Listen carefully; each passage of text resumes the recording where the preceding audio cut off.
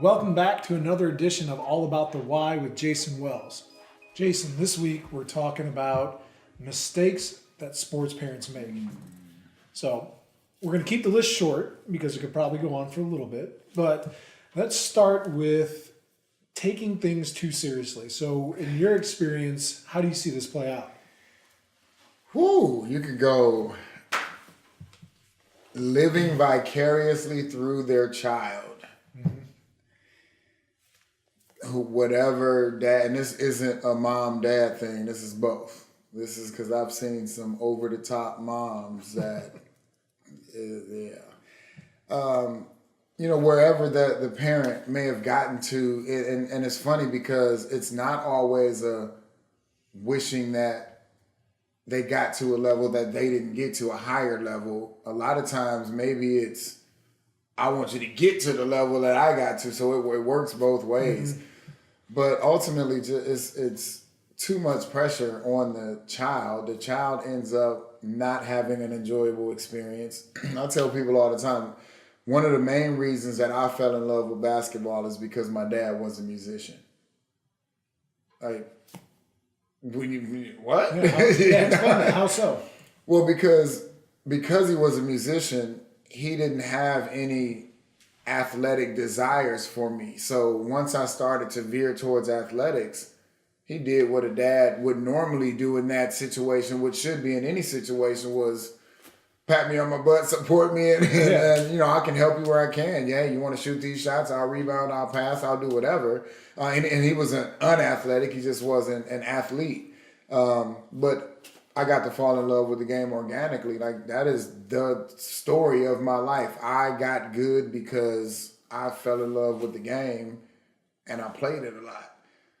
The consequences of doing it a lot, you get good at it. It was organic. Yeah, the definition of it. Mm-hmm. The definition of it. So that's the first thing that comes to mind when I think of, just stop living vicariously through Let them your kids. experience it on their own.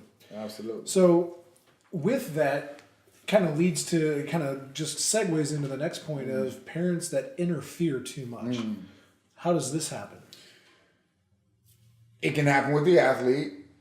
Maybe it's not even vicariously. Maybe it's, every parent wants their child to play. I guess let's just boil it down. I want to play. Scoring, that can change or whatever, but if they're playing whatever sport, that's usually an okay place. Well, you're now talking to your child about the playing time. Trust me, your child probably knows why they're not playing, because they're there in practice. Right. Like, they're there around. They listen to the things that the coaches say. So it's really unnecessary to put extra pressure on your child and interfere that way. And then the other way of interfering is obviously through the coach or with the coach. You ultimately become a distraction. And again, your child probably knows why they're not playing. And then think about too, if you're talking about high school athletes especially, but almost any athlete outside of possibly an adult, maybe they don't know why they're not playing, and then they're coming home with their biases to their parents, and their parents are naturally going to believe their children, and now they're basically going back, 2 against 1 against the coach, and adult to adult. Okay, I understand that's your child, but that's still a 15, 16-year-old person. Like, absolutely, so there's different ways to interfere, but I just feel like ultimately that's going to be detrimental to the child no matter what. Yeah, and so you brought up the point of how it can then turn 2 against 1, or the parent may not let the child struggle at all and face a little bit of discomfort. And then it leads to us as parents saying things without even thinking about the repercussions. So how do those two things work together? If the not experiencing the struggle and then just saying or going without thinking of the effect it has on the kid. Yeah. I'll go reverse. I'll talk about the saying first. I mean, you're just yelling out crazy stuff at a game. Let's just keep it. This is, let's go highest level. You're yelling out crazy stuff at a game. In our sport, in basketball, we have the parent that's going to yell, pass it. And who are they talking to? Probably not their kid. Mm-hmm. And then we got the parent or parents that are yelling, shoot it. Who are they talking to? Of course, they're talking to their child. How about just make a play? It's just make a play, because making a play is not pass it to my child, or because you're my child, you should shoot it. Mm-hmm. It's making a play in it, and then with that, you're also getting common information that's being spread through these kids. I saw Kevin Eastman do a little project one time where they blindfolded an adult, one of the parents, and gave him a ball and put him at half court. And this adult was supposed to didn't spin him around or nothing. Or, it wasn't a spin the tail on the donkey. It was, you're at half court, the basket is right in front of you, but you're blindfolded. But how you get there is based on these other parents. And of course there's, you start to veer off and it's go left, go right, go left, go right. At the end of it, like they're standing in the corner about to walk out of the gym, takes the blindfold off, and then he says, that's an adult that knew where they were on the court. Imagine what your child feels when they're hearing all of that in their ear. It was unbelievable to see that done. I know that was a long answer. But with the struggling piece, as adults, we're trying to eliminate every potential problem that our kids can face. That's not our job. Mm-hmm. There's no way you're living an impossibility. That'll never happen. Sure. You'll never eliminate every problem. I heard and think about an analogy of, hey Kyle, don't touch the stove is hot.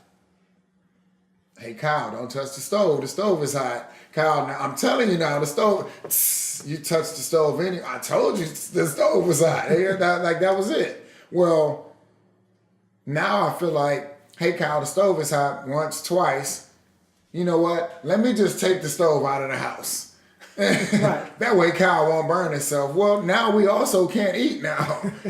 So now we're all at a disadvantage because you're trying to make it so there's no obstacles in your child's life. It's not ever going to happen. Mm-hmm. Prepare your child as best as possible. Understand they're going to make some mistakes. Support them through those mistakes. Mistakes are only mistakes if you don't learn from them. Absolutely. You're not going to eliminate them all. Let them, sometimes everything you give them, they'll still fall on their face. I love those teaching points there. Just the visuals. I think we can learn a lot from the Kevin Eastman story, yeah. But even the stove one's just a simple one that we can apply that we don't think about.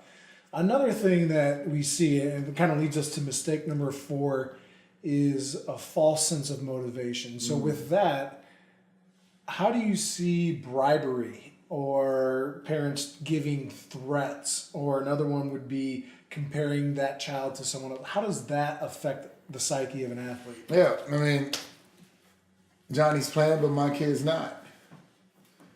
Johnny's scoring 16 points, my kid's only scoring 12. That's the comparison thing.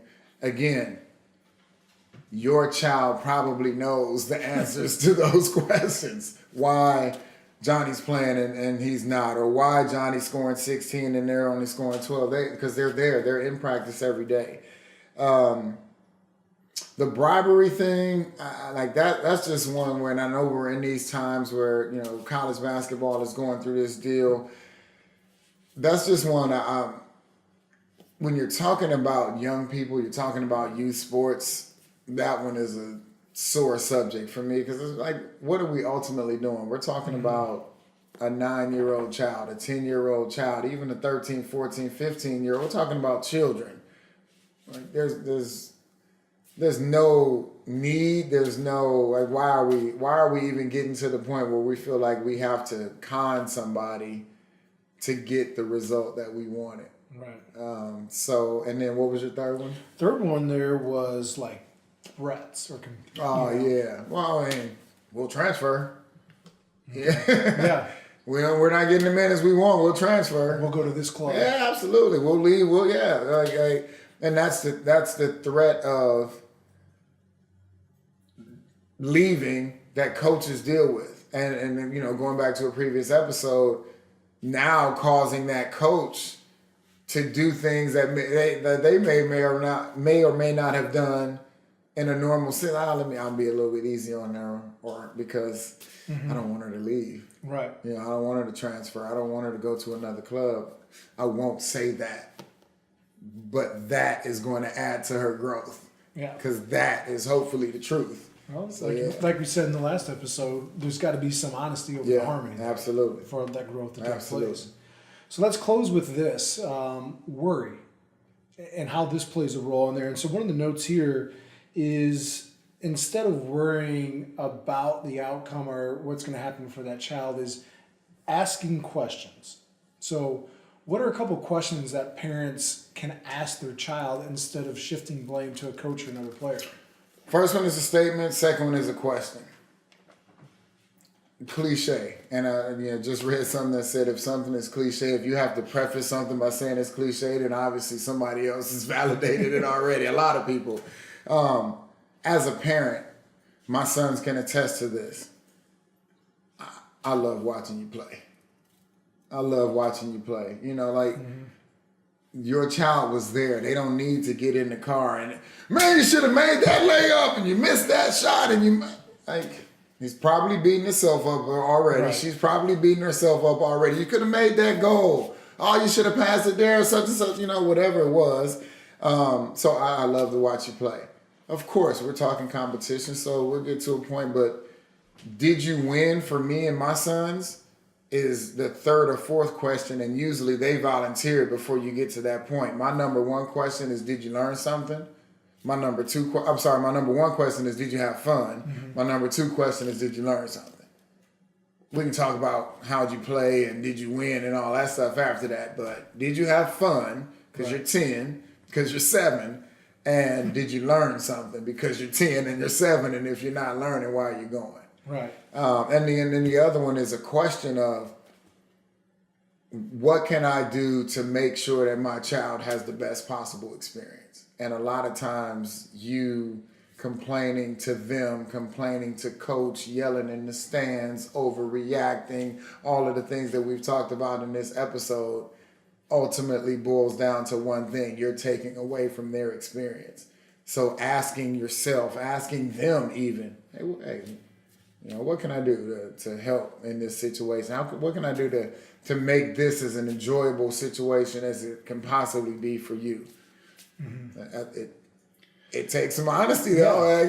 Have some self-awareness. So if we take these 5 things, don't take it too seriously, don't interfere too much, sure, don't say without thinking, don't serve the false motivation or the lies or the bribery, and then asking great questions. It all kind of boils down to one simple statement of, is it really all about them? Make it all about them. So that's the one. It's not about you. It's about them. Exactly. Make sure they're enjoying their experience. So if you see someone out there where this is hurting your team, hurting a player or a parent, share this with them. Comment below. Let us know which one of these points really hit home, which one you think could make a difference for others. So until next week, I'm Kyle for Jason. Thanks for tuning in. Peace. Peace.